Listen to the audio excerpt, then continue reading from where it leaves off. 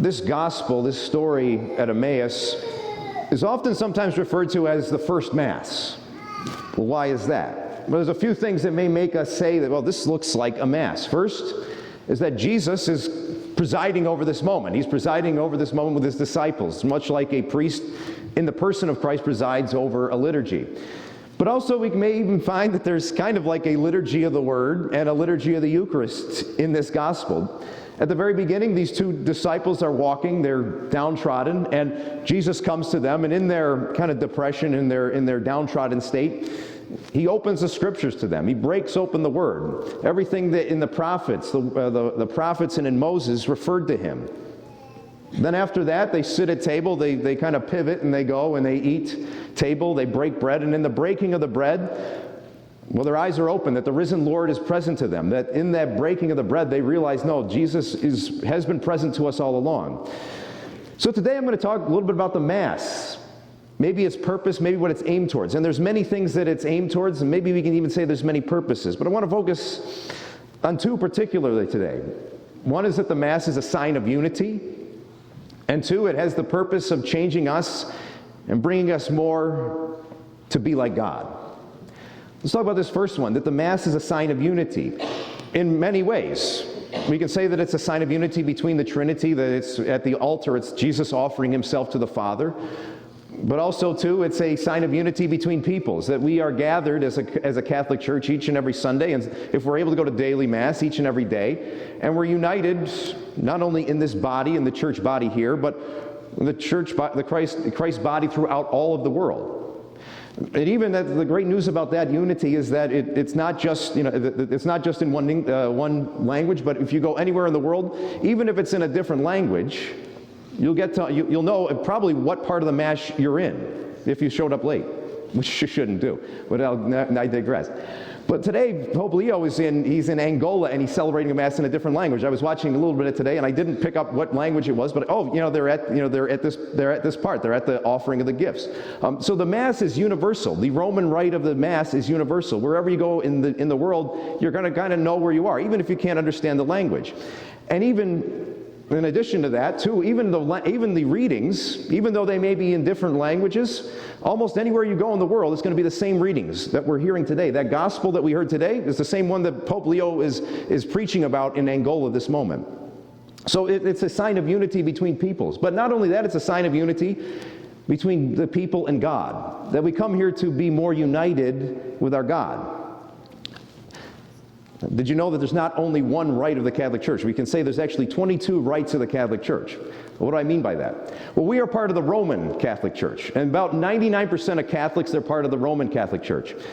But there's 21 other little Catholic churches that are kind of localized to like specific countries that are in communion with Rome. That if you could go to that Mass, even though it will be a little bit different, you'd still be able to go and receive communion because they're in communion with Rome, they're still Catholic. Some of them are the Maronite rite, which is kind of specific only to Lebanon. We do have Maronite churches in this country. And another one is the Ukrainian rite. And the Ukrainian rite is, as you would guess, it's kind of specific, locally specific to Ukraine. I went to a Ukrainian Rite Catholic church, Catholic Mass one time, and it was really remarkable. I still remember it very vividly. And this kind of tells about this unity that we have with God and the people. It was in seminary. It was my first year of seminary, and we had a class that was kind of oriented on kind of a prayer and priesthood, kind of giving us a sense of just maybe the different types of prayer in the Catholic Church. Not just the Roman Rite, but this particular Sunday we went to a Ukrainian Catholic church. So I think the Mass was at maybe 9 or 10 in the morning. And I remember it vividly because that very morning I woke up in the middle of the night and I had some pain in my side. And it was kind of weird. It was like a pulsing pain that would come in for like a few seconds and then would go away. And then it would come back either 5 to 10 minutes later. And so you can imagine that's very alarming. It would be for everybody. So what do? I'm down in Baltimore, but I decide I'm going to call my parents because they're up in Syracuse. They can't do anything, but maybe just give me some comfort. So I called them at about 7 in the morning because I know they're going to the 8:15 Mass at Our Lady of Hope, and I told them what's going on. I got this pain in my side. And my dad, instead of telling me to go to the hospital, he basically gave this advice. Just wait and see how it plays out. It actually wasn't bad advice because I waited and it kind of went away after about 2 hours, and I haven't really had it since. So I guess it ended up being good advice. But I ended up going to the Mass, this Ukrainian Catholic Mass, and it was one of the most incredible experiences of liturgy I'd ever been to. Just between the singing, the sanctuary. In a Ukrainian church, they have what's called an iconostasis, and it's a kind of a gate that goes around the altar, and it's got icons on it. It's just so beautiful. Also, too, like the use of incense. There were so many little things that just kind of elevated this liturgy. And I'm sitting there with my classmates in one of the pews, and I'm just kind of looking at one point, probably towards the middle, and I'm thinking to myself, I think this is what heaven feels like. This experience of the liturgy. I feel like this is what heaven feels like, seeing this divine music, all these things going on. Partly could have been because early in the morning I thought, there may be a chance I'm dying, but not, that's not so much. But nonetheless, I kind of thought, maybe this is a vision of heaven. And that's the Mass. That's the purpose of the Mass. The purpose of the Mass is to give us a vision of heaven, to give us a preview of heaven, to make us more prepared for when we meet the Lord at the end of our earthly life. That's the sign of unity. The Mass is geared towards bringing us in communion with God, to unify us with God for that very end of time when we are in full communion with Him. But also, as I said, the Mass also has a purpose of changing us, that we are meant to be changed by our experience of the Word and Sacrament. But not only changed in any way, but made more like God. We kind of see that with this gospel today. These two disciples on the road, they are changed. They are incredibly changed by their experience of the risen Lord. At the very beginning, we see that they're very downtrodden, that they're very hardened of heart, they're really sorrowful of heart. Even though they've heard some incredible things, they've seen Jesus crucified, but then they've heard this good news that the women have come and they've found that the tomb was empty, but not only that, they have angels that have talked to them. And still they're downtrodden, they're slow of heart to believe, as Jesus says. How slow of heart you are to believe, all that the prophets had spoke. And through Jesus breaking open the Word, that changes them. That they're no longer, that experience of the risen Lord no longer makes them downtrodden, but it gives them hope. That's the great part about our faith, is that it gives us hope.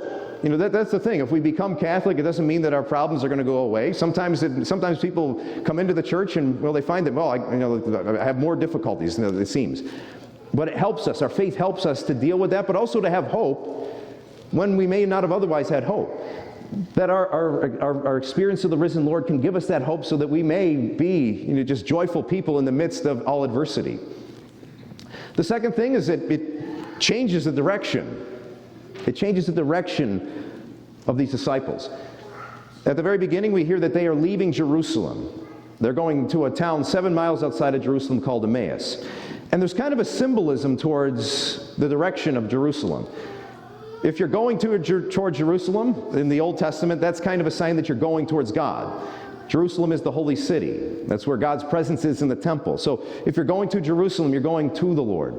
But if you're going away, kind of means that you're going away. You're going away from where the Lord is.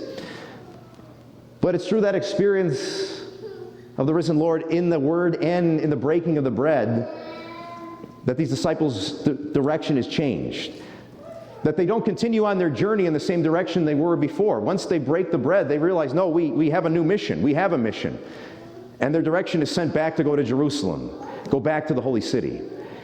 And that's what our experience of the risen Lord in the Eucharist and in the Word does for us, is that it gives us mission.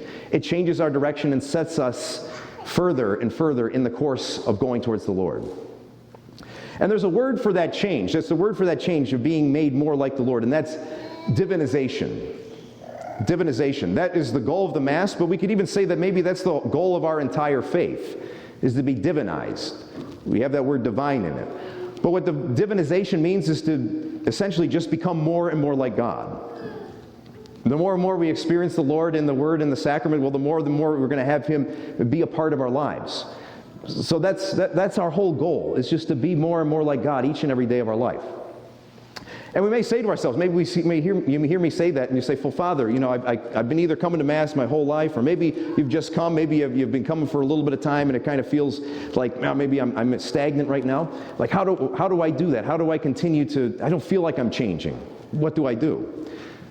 Well, there's several things we can really take into account, too. One is that this sacrament is very important, but also, too, we should never underestimate the power of the sacrament of confession. Because confession is something that is necessary, because We're sinners. We're all sinners in need of God's mercy. And it also is talking about what sin is, because sometimes we may just think sin is actions. It's just things that we've done. Oh, I was mean to this person. I was judgmental. I've been impatient. Sin is much more than just an act, an action. But we can also think of sin as a condition. We think about that through original sin, but also, too, it's a condition that plagues us throughout our life. Is that a condition that brings our human nature away from God. And so it's necessary for us to really try to heal ourselves or let God heal ourselves of that condition.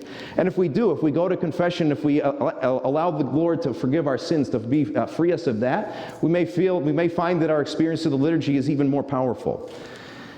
The second thing I can say is that we shouldn't, even though we may not feel things are happening, we may not feel the change coming, doesn't mean that the change isn't happening. Let's go back to St. Paul. St. Paul talking to the Corinthians. He has a great verse where he says, even though our outer self is wasting away, our inner self is being renewed day by day. That's a good thing to remember when we're suffering, is that even though we may feel like our outer self is wasting away, through our practice of the faith and through our experience of the risen Lord, our inner self is being renewed. And it's being renewed day by day. Even if we don't feel it happening, the Lord's still working. And the third thing, probably the most important, maybe just give God permission to change you. Sometimes that's what we got to do. Sometimes we put up walls. Sometimes we kind of say, no, I'm kind of afraid of where the Lord may lead me. Well, essentially, it's maybe just upon us to just give God permission to let that change happen. And as we see, as those disciples did, they gave permission for the Lord to enter into their time. And they were changed completely. That's what we can do. We can just say to the Lord, Lord, I give you permission to change me. Set my heart on fire.